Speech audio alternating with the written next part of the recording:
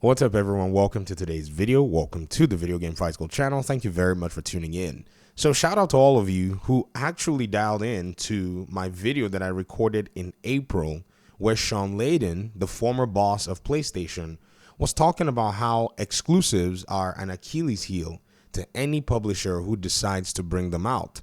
His reasoning was simply because it reduces your addressable market. Obviously, you're basically taking your game and you're saying only a few people are going to play it. And he said, basically pointed out that if there's a misstep or a mishap, then you're in the position where your live service game is going to go ahead and bite you in the heels. I wanted to go ahead and say something because there's a brazen lack of regard among some PlayStation fans. They seem to be fixated on Xbox's strategy, yet at the same time, they purposefully shut their eyes from PlayStation's own failing strategies. Now, it's interesting because this audience member of mine has basically been on a rail, basically railing against Xbox, like they're failing, they're doing something bad. And so when I pointed out to him as to what Concord was doing and what was happening, do you know what this audience member of mine said? He said, nobody gives up about Concord.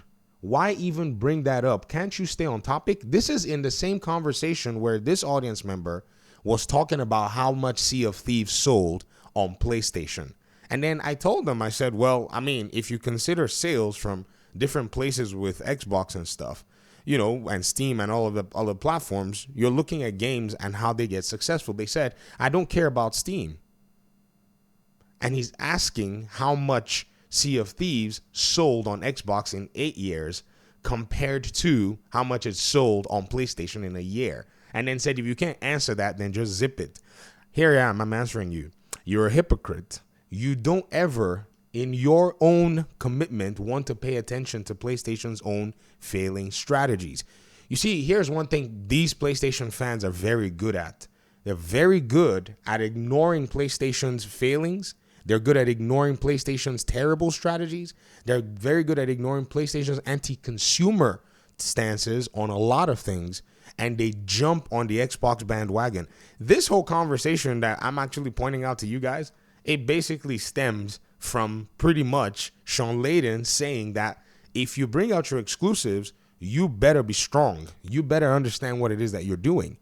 But ladies and gentlemen, all of this, in my opinion, is an effort to dodge what right now the biggest failure in gaming actually is, and how PlayStation has purposefully engaged in money-hiding games to pad up its own offerings and make it seem like, oh, it's actually a healthy platform, when in reality this platform is looking for money anywhere.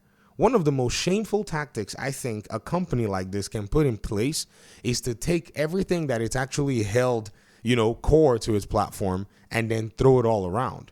I mean, check this out. Have we forgotten that PlayStation is actually trying to bring out at least 10 more live service games?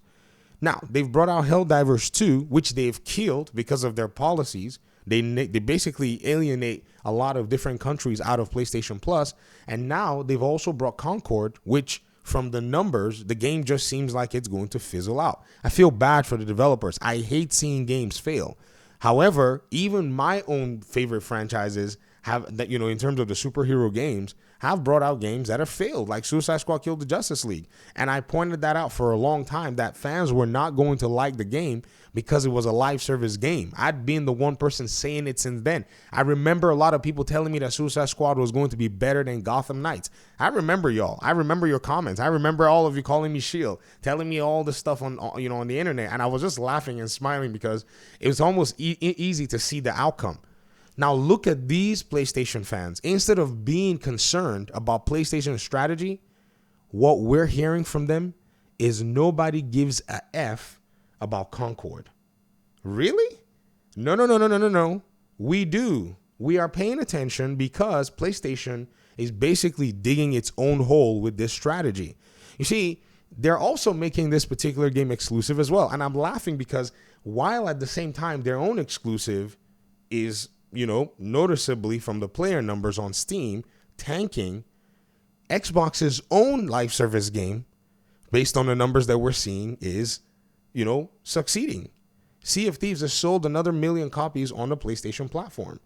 Are we to sit here and say that, PlayStation's live service strategy is as good as Xbox's strategy? No way. Xbox went and purchased Activision Blizzard. So now they're sitting on the most valuable shooter in the market while PlayStation ran, and as a response, a very infantile, not well thought out response, they went and acquired Bungie, which does not seem to have paid off at the moment. Not saying that this cannot make a turnaround, but we're seeing the failings. And yet these folk are running all over the place because Indiana Jones is coming to PlayStation. I've never seen consumers so in a cult to worship a corporation that does not care about them. Yet they make it seem like Xbox doesn't care about its own users when it's literally bringing its own multi-million-dollar game to them for a $16.99 subscription. Yet they want you on the PlayStation side to play Concord for $30. They want you to believe that it's a good game.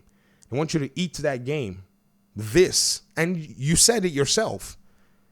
Nobody gives a F about Concord. Then you should not be talking.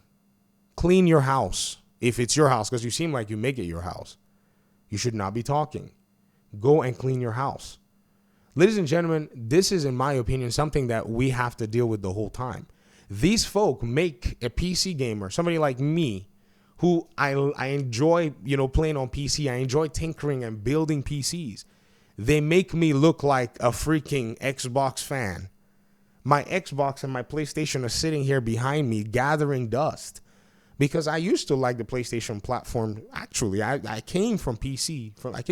Back to PC, from the PlayStation 4. Having seen that there's nothing that this company is actually offering its own audiences. Like, we're just literally sitting here and, basically taking nonsense, taking, crumbs from this company. No value proposition at all. While the competitor is doing at least the most, even if it's out of desperation, even if they're not, we know they're not saints. We know that they want to make money. So that's why they're doing it. Yet these guys are so comfortable. So they're not doing anything. Money hiding games back and forth. Basically holding games hostage from, gamers who want to play games, so that they want you to pay $450, $500 on top of the game's cost to come and play a game. Xbox's strategy is pristine, folks. I'm telling you, Xbox needs to keep bringing their games to the PlayStation platform. Why? Because the PlayStation boss, the former PlayStation boss, is sensible enough to see how much of a value proposition that actually is. This is why back then, when he actually went out to make this particular, these particular state of statements, it really did take the internet by storm. Like, many people seem to have forgotten because, that's how we do in the gaming scene. Something really big will happen and then we'll just go ahead and abandon it. So no, we do care about Concord. We do care about what PlayStation is doing. Why? Because you care so much about what Xbox is doing. I'm a Steam guy, so can you imagine he said nobody cares about Steam? He says who? We're over here basically pointing out, how Steam is PlayStation's lifeline right now. If PlayStation did not need money, they would not bring their single-player games to Steam. If PlayStation did not need money, they would not bring live service games day one to Steam. If PlayStation did not need money, they would not be bringing their single-player games day one to Steam. Many of these folk that keep thinking that PlayStation is not doing day and day, I can't believe how they're still thinking it, when literally right now we're looking at 4 games, 2 live service and 2 single-player games coming day and date. And my biggest, to me, the biggest funny one in my opinion is Lego Horizon. That to me, it just really makes it so much fun because now I can actually point this out, and I think a lot of folk don't really like it. So what we're going to do is after this video, hopefully, we're going to make another video on Lego Horizon because this is really good. You guys are going to like this one, okay? So thanks for watching. Stay tuned. I'd love to hear your thoughts in the comment section. And if you're a PlayStation fan, we need to be honest about this stuff. I'm not throwing, PlayStation fans, away. I'm just saying, folks, you cannot have your house be on fire and think that you're going to go quench the fire in another person's house. The log sits in your eye, yet the speck in the other person's eye is what you're focused on. You look like a joke. You'd look like a joke. Thanks for watching. Peace out.